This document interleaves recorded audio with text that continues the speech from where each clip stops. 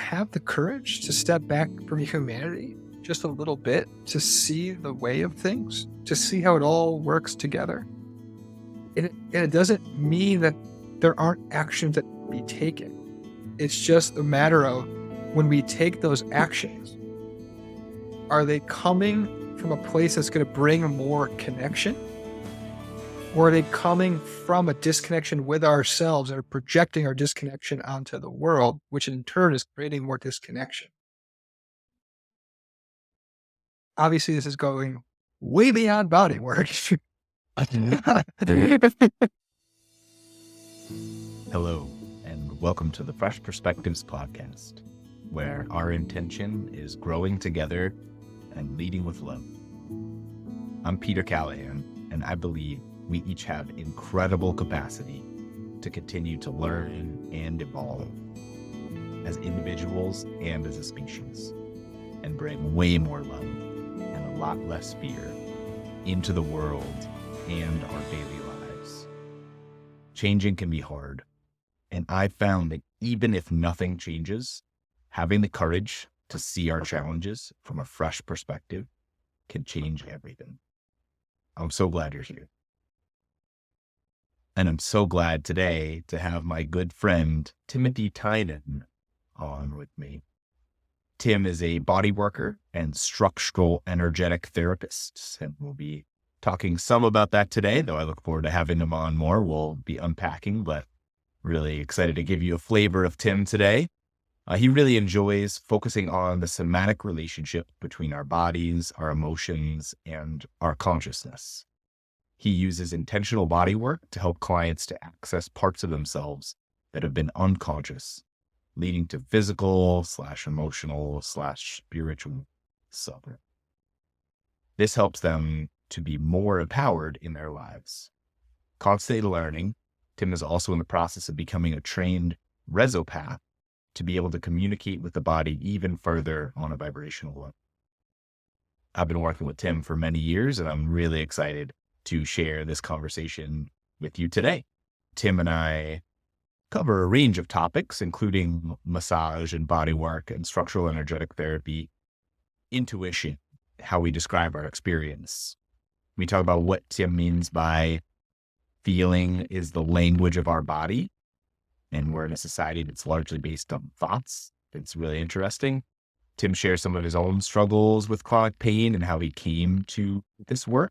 And we really dive into all kinds of topics on the challenges that we're facing right now as a species. So I'm really excited, again, to share this conversation with you. Thanks for being here. Well, welcome, Tim. It's wonderful to have you with me today. Thanks for having me, Peter. So I know part of our intention today is to introduce maybe this different topic to folks when it comes to personal development, growth, healing, and this work that you do that I've been very grateful over the last few years to get to experience with you. And I'm so excited to share it with the entire world, or both people who are listening right now, one way or the other. And if we're lucky. So exactly, it's true. It might just be one of our wives, not both of them. But if you could, maybe just start us off with how you came to this work and how it's not simply massage. Yeah, I mean, these kind of stories can be long-winded and go forever, but as packaged as I can make it. At first, I came into the healing world just because of my own health and having autoimmune conditions, and kind of was searching for like what was going to be. I knew I wanted to work in physical healing, just didn't know what it was. And my mom actually started doing massage, so I was like, I'm gonna like kind of like watch her process and like see, like reading her books and all that stuff. At that time, I had no understanding of massage was kind of typical one. Yeah, something we share. Moms who do massage. My mom was also a massage. That's right. therapist. But pretty quickly, as she started going through her process, I was noticing that this is much more like complex than I've ever knew before. So I actually ended up going to massage school. After that, started working in typical spa, things like that. But then I eventually started working for a chiropractor, which was great because I got to work with a lot of different like people with like pain and and things like that. But pretty quickly, what I started to notice was like people kept kind of coming in with the same stuff over and over again.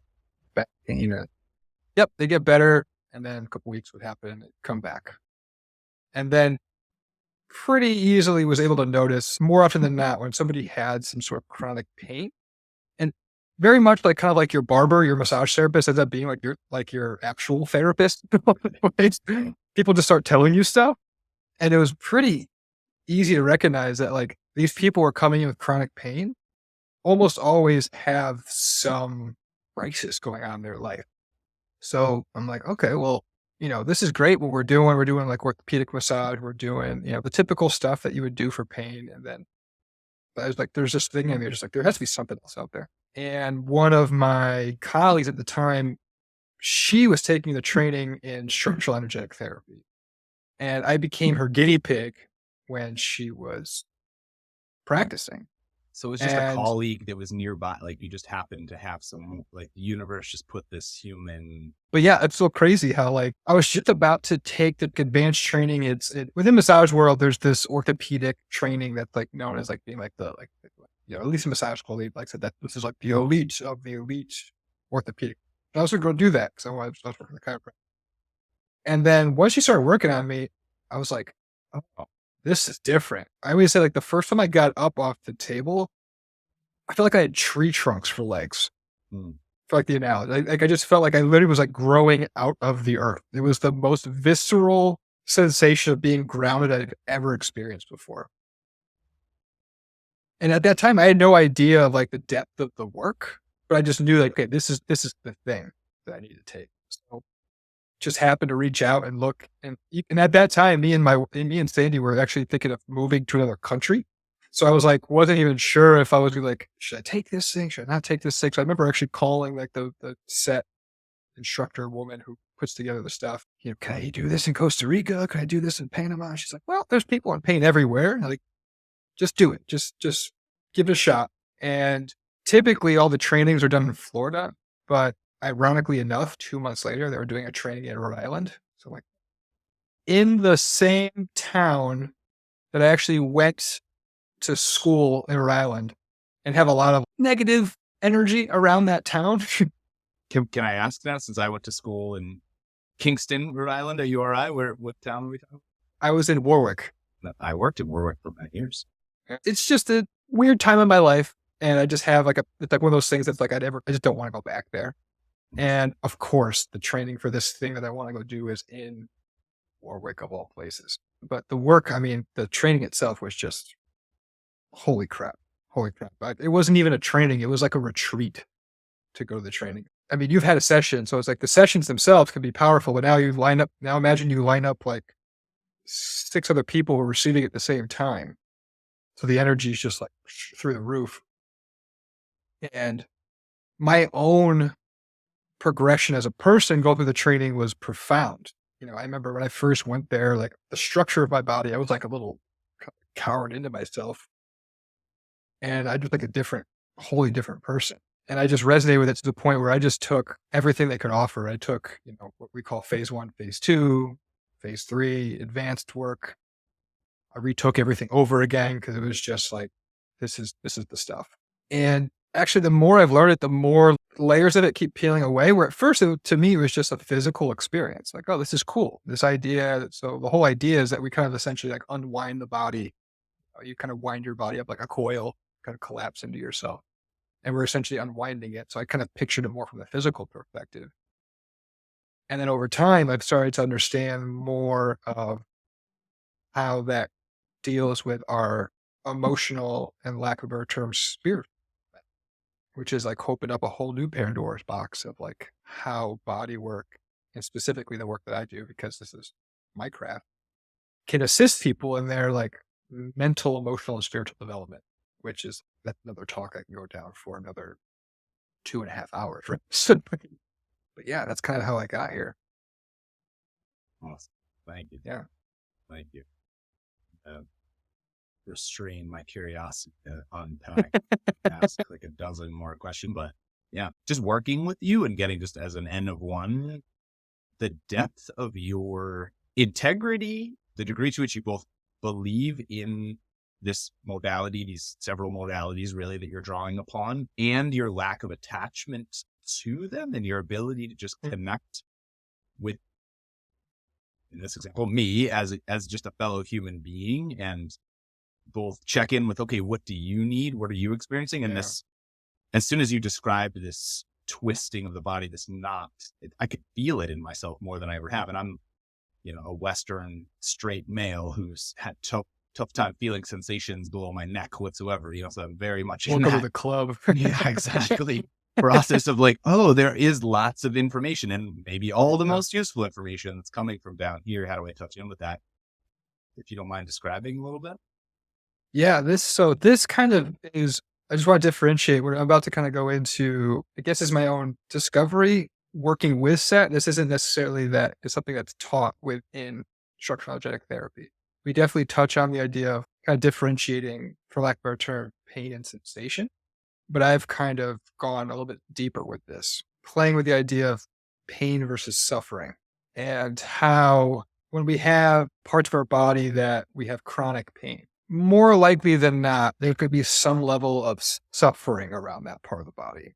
Because we all can individually feel pain in certain parts of our lives and still feel like, I would say, good pain, but we can be present with it. I like the example for people who work out. We use moments where pain actually kind of keeps us focused. It's data, it's information, right? The hot Exactly. stove is such a good example with our little daughters.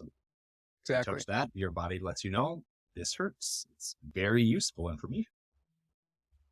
So when we differentiate the two of pain versus suffering, and say someone has low back pain, there's a sensation arising in their body, in this part of the body, and the body's communicating the only way it knows how to communicate, the only language that it knows, which is the language of sensation.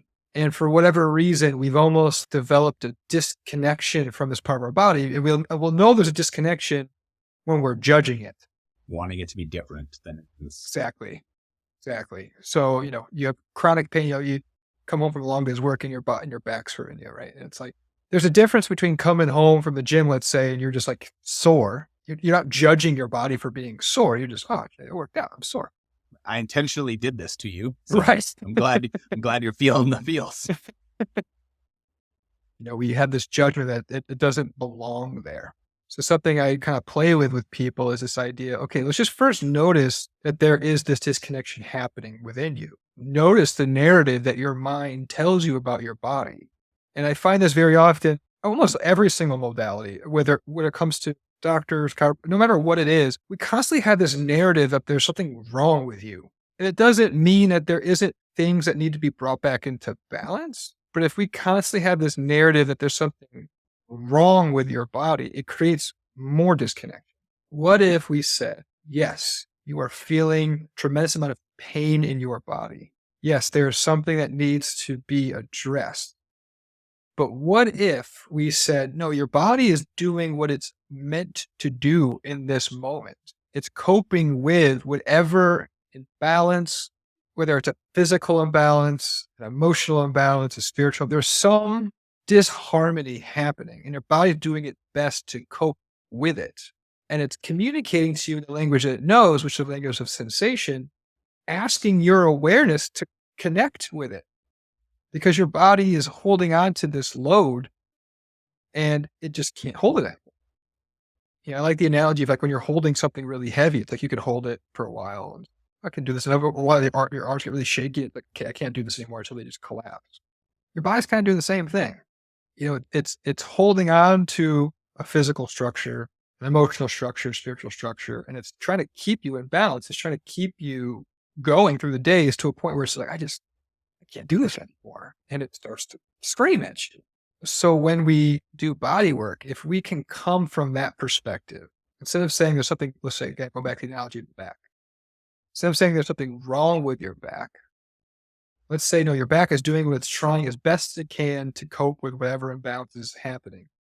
What if while we're working, we try and take the load off of it? Let's work with it rather than against it. And what happens, at least from what I view, is that there's a harmonization that happens while someone's on the table. It's a much more peaceful is the right word, but there's just this beautiful experience of a person that's happening. They're working with their body as it's happening. Because as we're doing soft tissue work, instead of having this idea that like me as the practitioner, I'm the one releasing your tissue, it's a very disempowering experience. I'm definitely stimulating parts of your body, but it's you as the experiencer that has to experience the sensation that's there, notice the resistance that's in your tissue, also then recognize the resistance in the tissue is not doing anything out of spite or harm, it's resistance out of protection. And then once you notice that resistance, I find the best way to break through that is with gratitude. Because what tends to happen is resistance comes up, we kind of go, "Ugh, I don't want to stop. I don't want you to do this right. I don't want to feel this. I don't want to do this." That's the resistance. And you start judging it. Start judging the sensation. First step is peer back and almost like watch the mechanism that's happening. Watch the sensation that's arising and how your mind's like judging it or judging me as the practitioner, judging you that you're holding there, whatever it is, just watch that's happening. And then see if you can send gratitude to that resistance because it just wants to be seen and heard, not trying to hurt you. And then almost intentionally kind of communicate to it, thank you for protecting me, but I'm ready to feel what's behind this resistance. I don't need your protection anymore. I'm grateful for it, but I'm ready to move beyond this holding that's been protecting me, but now is holding me back. And then once you do that, once you kind of allow yourself to feel behind that resistance, what happens is like this massive wave of sensation arises because whatever sensation was behind that resistance starts to be experienced and to move. And the more you allow yourself to like let that whole sensation just like wash over your whole body and experience it as much as you possibly can, whatever that was holding on to will start to integrate and that tissue can start to let go. And if there's an emotion trapped in there, it could be a real experience, which again, emotion in the body is another talk for a day that we can like go down for another 2 hours on top of. Understood. Understood. No, it's such an apt description, Tim. I resonate so much with it. And I also acknowledge that it's still unique, different, I think, for most of us to think of, like, as an example. So I woke up this morning, we've been having trouble sleeping. Kids have stuffy noses and they're coughing all night, and my back's stiffer than usual. I think having many of these conversations with you, I have less resistance to that pain than I used to, but I still certainly don't feel myself. So what you're describing, just to restate what you're describing. So I could say, oh my God, my back, why is it always doing this? I'm stretching every night. I don't know what else to do. It's just so annoying. I just want it to feel better. I wish there was something I could just do. But as opposed to having a little bit more spaciousness or understanding and sort of connecting with like, oh, I hear you. I see you back. Thanks for trying to help. Thanks for letting me know that something is going on in here. And one step I like, and this is really relatable to internal family systems, IFS parts work in when we have anger or frustration. I've talked about this on other episodes. That is a part of us that's trying to protect us from some similar experience that we've had. So remembering that and trusting, just like with this feeling in our body, I hear you. Yeah, there's something really important here going on. There's some pain in us. Thank you for letting me know. Thank you for helping. Thank you for trying to keep me safe and protecting me. And what you're doing right now is actually not particularly helpful. This is where there's lots of ways to have this conversation. I love asking, what do you need? What would be helpful?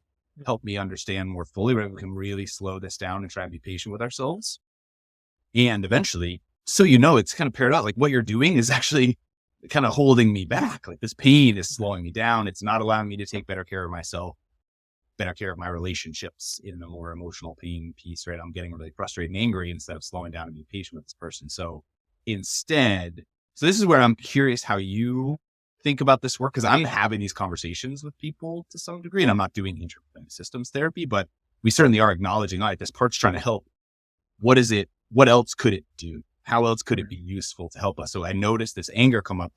That can remind me to have courage. Usually the thing that comes up strongly for me after the gratitude is then courage. All right, what do we need to create or put into the world? Can you maybe help my analogy with the body piece of it? Yeah, I almost like obviously I don't have the level of expertise that you do have with internal family systems. I know we had talked in the past about almost like the analogy of nonviolent communication, right? It's like the body is communicating in its language, which is sensation. And just like in something that about communication, when you start to empathically listen to it, it just starts to, oh, wait, you're listening? Here's all my stuff. Blah, blah, blah, blah, blah. It just Just like a good starts to friend. talk. Yep. Yeah. And the way we empathically listen to our bodies is through feeling, consciously feeling it, the way the body feels heard. And the more we just, which is to me the hardest part of nonviolent communication, is not saying anything. It's and just empathically listening, right? If anything, that is the most integral piece that we always focus on, like how to speak. It's more about how do we listen. And to me, that is just like in any conflict resolution. I think there's a conflict between you and your body. The first step is like empathically listening to your body, letting it talk, not trying to change it, just saying, okay, what is here? Can I hear you fully right now? And I like the analogy, and you might be familiar with this because you've done a lot of silent meditation retreats, where like after the first couple of days, when your mind starts to settle and your body just starts screaming because all the mind's chatter stop. Now the body's like, oh wait, I can talk now. And then here comes all the sensations. And when you're at a retreat, you have no option but just to sit with it. And it's almost like the body's showing you all these places where there's unintegrated stuff. Call emotion, call energy, doesn't matter what you call it. There's unintegrated stuff in the body. So it's like, oh, the mind's quieted after meditating for, 3-4 days. Here comes all the integrated stuff. And it's your chance then to feel into it. And it's like, these are the body giving you the breadcrumbs to walk back into the present moment. And the way we stay fully in the present moment is through feeling. What usually throws us out of the present moment is thinking. So it's like when you wake up and your back is sore, I can imagine you probably had a rough night. Probably your head was spinning all night long, right? Frustration, you wake up like, oh. It's like the body's like, oh, wait, here you go. Here is your focuser for your awareness to stay present. The same way you would use your breath in meditation. Like the body's saying, here's the anchor point for your awareness. And the way you stay present through it is through feeling. It's the way you stay present. And that's where the difference of pain and sensation arises. You can sit and stay present with a sensation. The pain might still be pretty immense. The suffering has faded away because suffering is resistance to pain. And the way we resist is by going into our minds and thinking about it rather than staying present and feeling it. Does that answer your question? Yes. And my achievement, goal-oriented, getting things done brain says like, okay, and then what do I do? Like, then what do I, I'm like hearing that part of me like, okay, Yep. great. And then what? I just book a session with you? Like, what is there?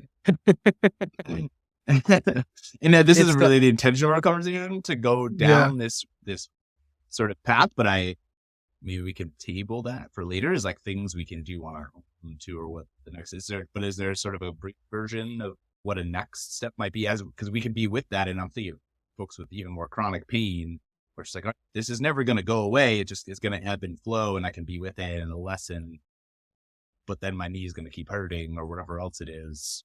What do you recommend then? I'll give you an example of how it's kind of worked in my own life. So my autoimmune condition for years was Crohn's disease, and which brought on a incredible amount of pain in my stomach. And I also developed, not to have too much information, I get it. the end of my digestion, let's say that. Some complications down there. And for years, I was constantly trying to fix it. I was like maniacally running around trying to find people to fix the problem. And it was after one of my surgeries that one of my mentors said to me something along the lines of, what if this never gets better? What if this is what you're going to be like? Can you still find peace in your life as it is right now? And that was a really hard question to have to answer because I had to come into terms with what it was, which for me was an incredible amount of pain in a lot of sensitive areas of my body. I did some work for a couple of months around just not necessarily giving up ever trying to get better, but coming to terms with what is. When I got to a point where I was very content with, again, not giving up on the idea that I'll never get better, but being able to still live my life and to still find peace in my life with it, eventually a solution arose. And because I had started to build a connection to my body, I remember the day where I felt this calling in my body to call a specific doctor that I refer with. I didn't think it. It was like, I just need to call this guy. It was like, I just had knowing. And I called him. I'm like, can you just give me a couple of names of some people? And he lifts it off like 4 or 5 names. And one of the names just hit me in a place. So I was like, that's it. I don't care what they charge. I don't care what they do. I just felt a yes in my body. And I wouldn't have felt that yes if I was constantly resisting my body because I was trying to fix it. It was only because I had gotten to a point where I had surrendered into what was happening that was present with my body that I felt it strong yes. I even remember when I talked to this woman on the phone who I now work with for my stomach. I didn't remember what she said to me because I wasn't even listening. I was just like, I just felt this, like, I don't just tell me when to show up. I'll just show up. Long story short is I've been working with her now for a year, and now all of my medical complications they're almost all gone. So it doesn't mean to say that, say if you have a knee problem, there isn't something to be corrected. Yes, there needs to be something that needs to probably be corrected, brought into balance at some point. But you may not find that true answer unless you come into terms with it, because you'll know what the correct answer is. You won't think it, you'll know it. It'll be in your bones. The more you become connected to the body tells you what it is. It's like when you truly find the answer, it'll be in the intuitive part of you. It won't be in the English or the Spanish you speak. It won't be in that part of you because the mind's always trying to fix the problem. The first step is connecting, allowing, surrendering, trusting. And then when you have come to that point, if that's what's meant to happen, a solution will almost always arise, and you'll have the awareness to recognize it. I know for a fact if I didn't do that, the woman I go to, just for example, is incredibly expensive, like ridiculous things. If I wasn't connected to my body, I didn't feel this, I just need to go to this, just trust it. My mind, like, I can't do this. I can't do it. I'm not going to go there. I'm going to do this instead because it's easier, it's faster, it's cheaper, blah, blah, blah, blah, blah. I know I wouldn't have done it. The only reason I went was because I felt this like extremely strong yes in my body. I knew it in my bones. I'm like, I don't care. I need to do this.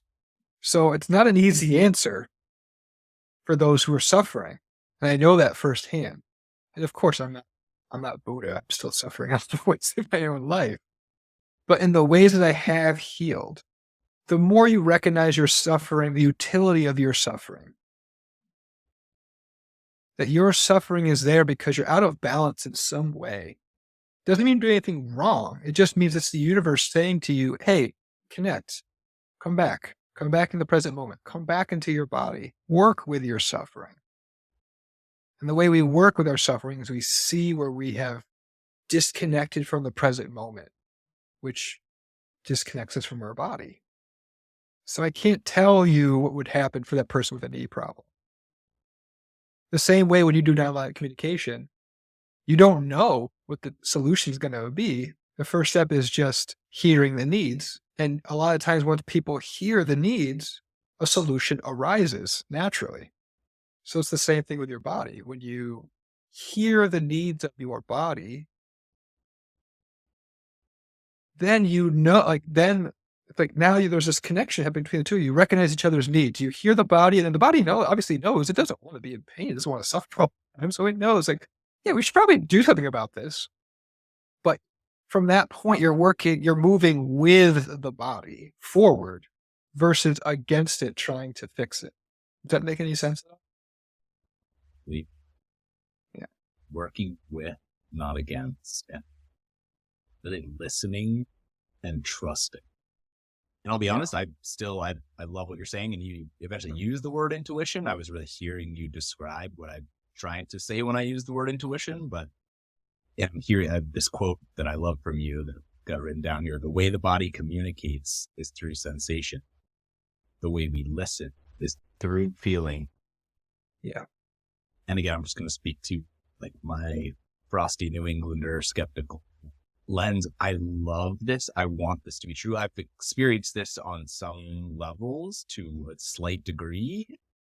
I'm a slow learner after many, many days in silent meditation, but and I find it hard to access. I really trust it and I want to. And this is where I think the value of working with you personally and working with someone like you for anyone, I think can be essential to have a guide, a colleague in offering this. Because the way you're describing it, well, maybe I don't even need you, Tim. I can just sit there, feel my sensations, let this part of me know that it's heard and see and ask what it needs and potentially offer it that. I mean, maybe I can't reach some spots on my back, but how true is that for you?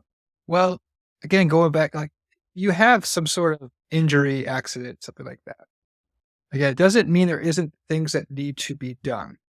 But quite often I get clients who they're like, I've been to this person, I've been to this person, I've been to this person, I've been to this person, I've been to this person. And then I show up on your doorstep. And you can tell this person's been through just so much suffering going through this process and disconnection with the body. And I would love it. My greatest thing ever would be, yeah, someone listens to this podcast, connects to their body, and they feel yes in their body. I just need to go right to this person, and they just know right away. But then again, we're not. It's hard to communicate this because we're so trained to think about stuff and to fix and to judge and to go into the rights and the wrongs. Yes. And it doesn't mean that there isn't a utility to that. The mind is an amazing tool. It's the greatest calculator ever conceived by God, right? Or whatever you think we want to call it. It's amazing. We need it. We need it to do the taxes. We need it to look up all the practitioners that we need to look for our body. It needs to do the research. The difference is when you task your mind, if you have something going on, more often than not, there is this knowing in your body that you need to do something. We already kind of have that piece. But let's say you go through the process of connecting with your body beforehand, and then you say you task the mind, okay, go make a list of a bunch of practitioners around us. The mind isn't the one that has to make the decision. The mind is the one that does the research. The party that makes the decision is the intuitive part of you that knows that's the person I need to go see. That's it. And the more you connect with the body, the more you're connected to your intuition, which will help you steer the ship of your life. You still need the mind to put the sails down and to calculate the route and things like that. But it's the intuitive part of you that says that way or that way. And then the mind works out the details. Problem is most of us, we're driving with the mind. So we're spinning our wheels constantly. We're not learning the lessons of life. We're not listening to the body. We're not listening to the present moment, telling us how to move. And it's really hard. We're conditioning, because again, I'm drinking the Kool-Aid, Tim. I buy it. I believe it deeply. And yet it's still really challenging to practice. Right? And that's where I'm honestly working with you and others applying this. I mean, you're sort of describing the fundamental underpinning of sort of this human experience on many levels, it seems anyway. And that's why it's so difficult. Within shamanism, they call it the core sickness of all humankind, which is disconnection sickness. Of course, it's the hardest thing ever. That's why we are here. That's why we came into this human condition, was to work with this condition. And this, at least from my mind, or my intuition, whatever you want to call it, this is true healing. And along that path of true healing, there are physical things that need to be corrected because we have physical problems that are going on in our body. But we'll know on a deep level what the right thing to do is, the more we're connected to it. Right? You can't sit there and meditate and heal all your stuff. Maybe somebody can. Maybe the Buddha did. Maybe he did. But all I know is for my own suffering, the more I've been connected, I've just been way more efficient.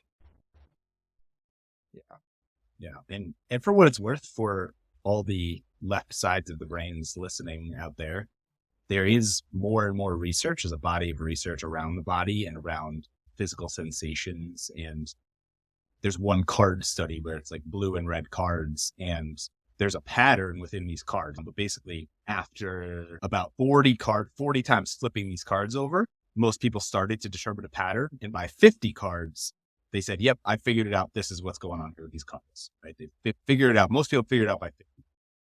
their palms started sweating every time they reached for the red card versus the blue card, the correct one, after 10. So the body was actually, we already knew that discernment had already occurred subconsciously, physically. We're connecting those dots at some level, but our lack of connection to those truths is sort of borne out in what the research showed. And just one other data point, when we think of who's the smartest human that we've heard of, right? Who's the first name that all of our minds go to? Most brilliant brain of all time? Albert Einstein. Person we think of. This quote from him that I come back to all the time, and I brought it up because I try and recite it, but it's good to go back to the source. Einstein said, the intuitive mind is a sacred gift, and the rational mind is a faithful servant. So intuition is a sacred gift, and the rational mind is a faithful servant. Just like you said, it's this brilliant computer. But what he said is we've created a society that honors the servant and has forgotten the gift. And that's where, again, all the stuff we just went into, this is beyond what we came here to talk about, which is structural energetic therapy. This is so much more. But at least what I've recognized is this is how, go back to the fractal nature of the universe. Watching the relationship in our physical body and the relationship we have with our physical body can be extrapolated out to how we are in a relationship, to how we act in our institutions, to how we are through nature. That's, the adage of like, if you want to change the world, you start with yourself. You have to put the fire out in yourself first.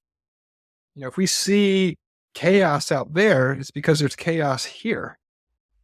And the first place to start to put that chaos out is within my realm, body work is between our minds and our bodies. Start there. And then if you want to go even deeper, start between your mind and your consciousness. I mean, we can go down that. That's another rabbit hole for another day. Yes, there more rabbit holes to come in because there's all these conflicts going on around the world, whatever time you're listening to this, and this paradox of be the change we wish to. Let me do as much healing, meeting of these parts of myself, trying to understand and transform them. Right, just hurt people. Pain that isn't transformed is transferred. So let me metabolize this, process it so that I don't pass it along to my kids or my neighbor. And does that mean I don't need to do anything about the rest of the world? Because we can obviously feel impotent or we can feel deeply driven. Well, I'm just going to go stand next to Greta, get myself arrested and keep yelling at the man. Like, right. Part of that needs to happen too. But just like with the body, if we're constantly acting from our mind, if we're in our mind, that means we're acting from a wound because we're not connected to the body. Because there's some sensation present, which means that's why we went to the mind to begin with, is because there's a sensation we don't want to feel in the present moment. So we go to our minds, we go to the matrix. The more you become present and you're acting from your intuition, any action that you take isn't adding fuel to the fire. You are the ripples in the pond.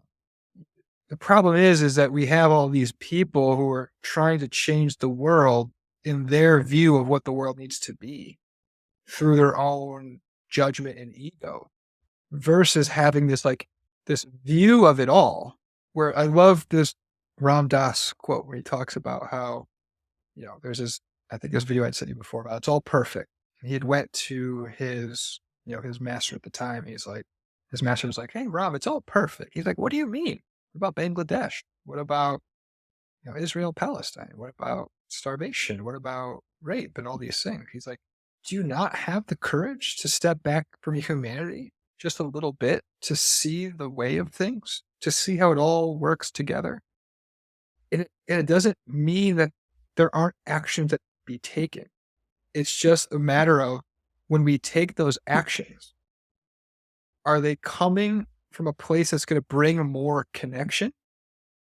Or are they coming from a disconnection with ourselves and are projecting our disconnection onto the world, which in turn is creating more disconnection? And the hardest part of this is we're so thought action driven people. It's like, well, what do I do? Go do it. It's like, no, the first step is not doing. That's the first step, is not doing. Is sitting with what is, coming to terms with is, recognizing what is as the lesson we need to learn, as the experience we're meant to integrate. Understanding it for what it is. The same way we have pain and suffering in our body, we have pain and suffering in society. And the same way our resistance in our body is our teacher that we need to send gratitude for as protection, the same thing is happening in our society. It's the fractal nature of all of this. And if we recognize what's going on in the world as bad and wrong, then we don't see the utility of the suffering. We don't learn the lesson. We don't look at Israel and Palestine and see there's so much suffering going on. How do we stop suffering is the end of the day. Every bit of the suffering in the world is if we come at it from judgment and right and wrong, good and bad, we're creating more suffering. It's this cycle we're going through over and over again. That's why we keep reliving, history repeats itself over and over again, because we're coming from this ego-based way of solving problems versus coming from this intuitive place of trying to work with what is, seeing the sacredness in everything that's happening, the utility of everything that's happening, which I'm sure if the two people who are going to listen to this, they're like, but yes, but what then this? And it's like, yeah, there are two parts of ourselves. There are that part of you that looks at what's going on in the world and says, that just sees this and is just like, oh my God, this is awful. This is terrible. Like, yeah, that's part of you. And also there's this part of you that says, and this too, and this too. But if we only act from the part of ourselves that says, but we need to change all this, then we never listen to the and this too. We're not coming from it from a balanced place. Obviously, this is going way beyond body work. And I'm so glad, Tim. I'm so glad because I feel like these are some of the conversations we've had. I'm so grateful to finally have this verbiage in some of the. So I just really love the way you describe these universal truths, like your perception from many wise humans of what is currently unfolding, what we're experiencing, and it totally resonates with me, and I'm hopeful that anyone who listens to it is trying to get a better understanding of who you are and what you do. This can be a really helpful underpinning of like, here's your view of the world and here's what you believe is happening. And you're not here to fix any, even the word healing can be misleading at times, right? Some people exchange it for meeting or being with or allowing, or because it's not necessarily about changing something. And I love it as an inspiration to not give up, to keep moving forward or cultivating the courage to be with whatever's going on. And not necessarily have to know or have to solve or find the answer right away. Again, my conditioning has a tough time with that. And at the same time, it feels really freeing and liberating to not just need to make everything better. Because a huge part of me just wants the whole world to be full of love and to be fixed and to be better. And what you're describing is that may very well not necessarily be the point right now. And well, if that is true, boy, do I feel better. That's really helpful. And just if we ever do get to that point where it's all love and connection, all these things, that's going to happen in the present moment. It's not going to happen out there in the future. So to get there, we have to work with what is. And it's going to take a bunch of steps to get there. But if we want that world of love and connection, we need to create it now with love and connecting with what is now, which is accepting what's going on. Again, doesn't mean you just allow everything to happen, like to the point where it's just, we're just going to kill each other all the time.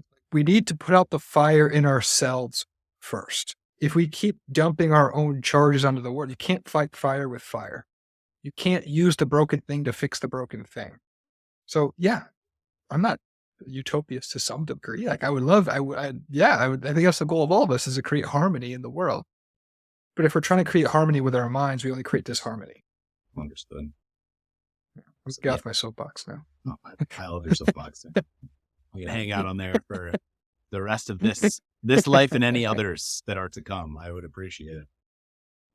And yeah, maybe we can just land the plane with a couple of practical pieces here. But the Martin Luther King quote came to mind, like darkness cannot, darkness, only light can do that. Hate cannot drive out hate. Only love can do that. Right. We've heard these quotes a million times. Of course. We all hear them, right? But the thing is, I think a lot of our own egos thinks that we're the ego thinks it's the light. It's like, yeah, but I'm the light. Sure. That is an insight, Tim. That is hilarious. Right? My ego just Yeah, got slapped in the face right there. right? It's like, yeah, but my view of the world is the right one. And it's like, yeah, maybe, but maybe you saw it, 8 billion other views of the world. Right. And if you try and impose your view on everybody else, you're only creating darkness because you're shutting out somebody else's view. You're not okay. I go, but stop it. Bring back on my soapbox. I'll stop you. It's so great though. That's so, because it's like I've talked to so many other people sort of in this personal growth development world. Yeah, if everyone just did what I know is right, like we'd all be much better off. Like we all feel that same way in some level. And that's true. And that's where I'm not a utopist at all. It's more just, there are whole levels of being with ourselves and each other in reality that we're not achieving.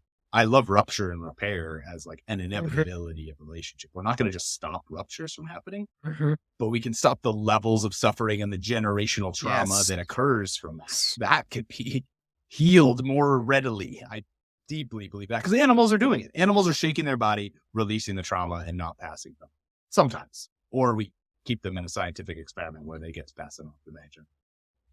They have the gift of not having the ego, so they don't have to deal with it as much as we do. Right. A gift. I guess, and I very much did not touch on the practicality of what structural energetic therapy is as a body work modality. In that case, probably need a whole other podcast just for that. This is just my view of when you're doing body work in areas of pain, there can be a lot of, you're working on specific areas that have been in chronic holding for years, if not your entire life. So it's got to be uncomfortable. We typically think of massage, and going back to what's this different about massage, it's not comfortable. It's not relaxing, because the whole point is to push you into uncomfortability so you move beyond your pattern, your physical patterns of holding in the body. You have to face the holding, which is going to be uncomfortable. And what we touched on is, at least my view, how you can work with an uncomfortability. Thank you. Yeah. Makes so much sense.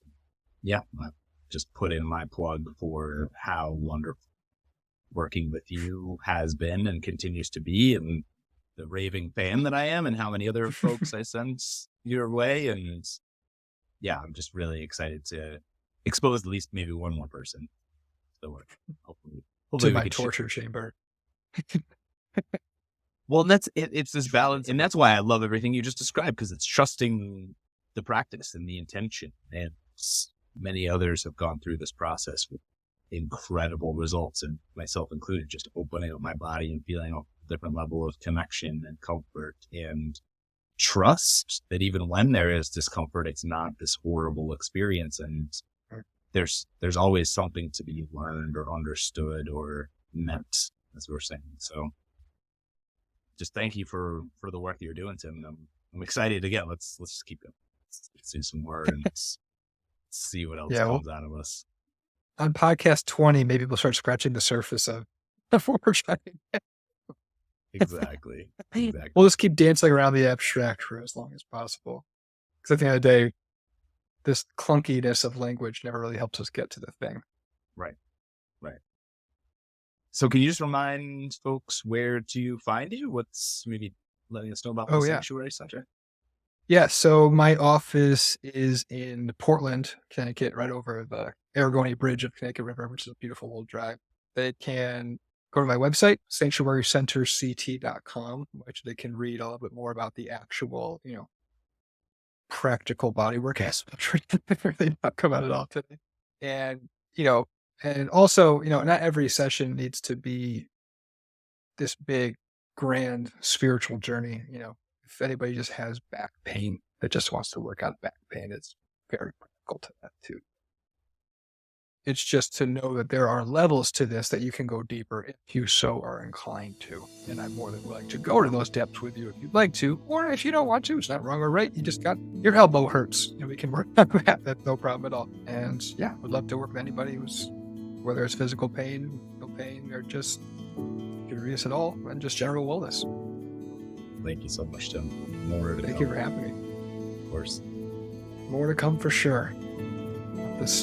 I'll get back on my soapbox for you. See you, bud. All right.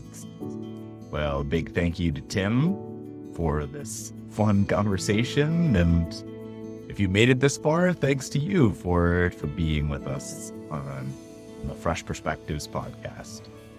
If you enjoyed it and found it useful, I'd be grateful if you'd be willing to take a moment to subscribe, offer some feedback, and of course, share it with a friend if you think they might benefit from listening. Thanks so much for your curiosity. Wishing you courage and compassion. Take care.